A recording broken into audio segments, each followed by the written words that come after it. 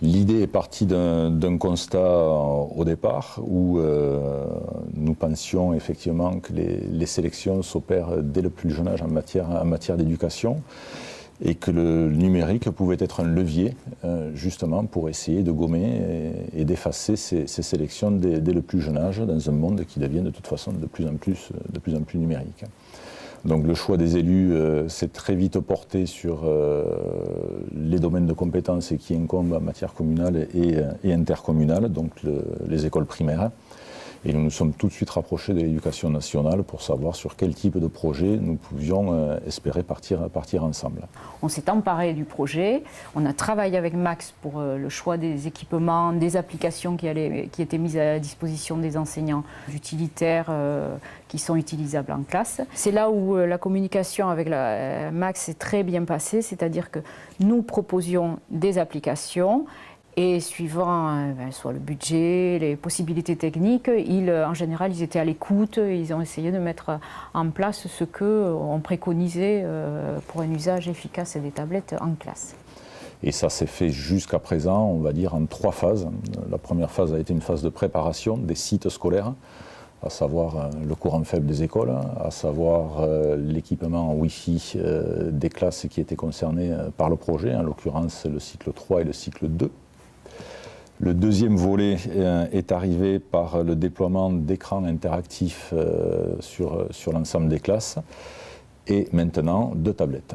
Alors là, effectivement, on parle de support nécessaire et indispensable, mais l'intérêt, ce sont les usages et les productions qui en sont faites derrière.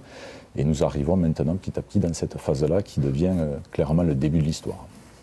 Bon, la tablette, c'est un outil que peu d'enseignants connaissent, même nous. Il a fallu, ça a été une découverte pour tout le monde. Là on a peu d'expérimentation, on ne connaissait pas d'expérimentation ailleurs. Il fallait tout découvrir. Au début, c'était, je crois, pour tout le monde, très inquiétant.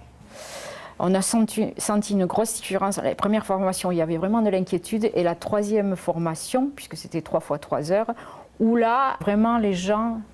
majoritairement avaient compris l'intérêt ou trouvé un intérêt à l'usage de ces outils en classe. Il s'est passé plein de choses intéressantes avec ce projet de découverte dans les classes, de découverte y compris des enseignants qui vraiment, certains nous ont dit que ça avait booster leur pédagogie, qui se sont intéressés, qui se sont emparés du projet. Ça, on l'a entendu à plusieurs reprises.